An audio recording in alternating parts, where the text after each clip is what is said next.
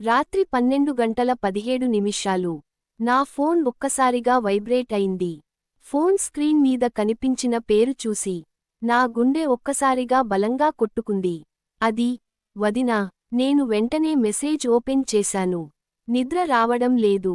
కొంచెం మాట్లాడతావా అని ఆమె పంపింది. ఆ మెసేజ్లో ఏదో బాధ ఉంది. ఒంటరితనం ఉంది.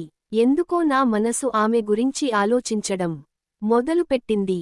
నేను మెల్లగా టెర్రస్ మీదికి వెళ్లాను. చల్లని గాలి, చిన్న చిన్న వర్షపు చినుకులు. ఫోన్లో ఆమె గొంతు వినిపిస్తోంది.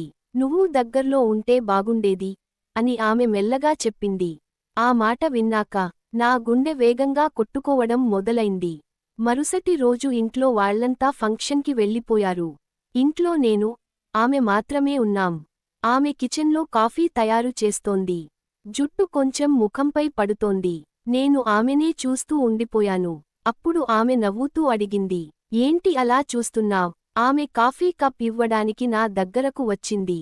కప్ తీసుకునే సమయంలో ఆమె చేతి నా చేతికి తగిలింది. ఇద్దరం ఒక్కసారిగా నిశ్శబ్దంగా ఒకరి కళ్లలో ఒకరం చూసుకున్నాం. ఆ క్షణంలో బయట పడుతున్న వర్షం కంటే మా ఇద్దరి మధ్య ఉన్న ఫీల్ ఇంకా బలంగా అనిపించింది.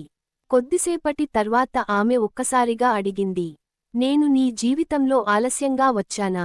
ఆ మాట విన్నాక నాకు ఏం చెప్పాలో అర్థం కాలేదు. ఆ రాత్రి ఆమె నా భుజంపై తల పెట్టి, నిన్ను కలవకపోయి ఉంటే బాగుండేది. ఇప్పుడు నిన్ను దూరంగా ఉండలేకపోతున్నా అని చెప్పింది. అది ప్రేమ లేక తప్పా? ఈ కథకి పార్ట్ 2 కావాలంటే మా ఛానల్ని సబ్స్క్రైబ్ చేయండి.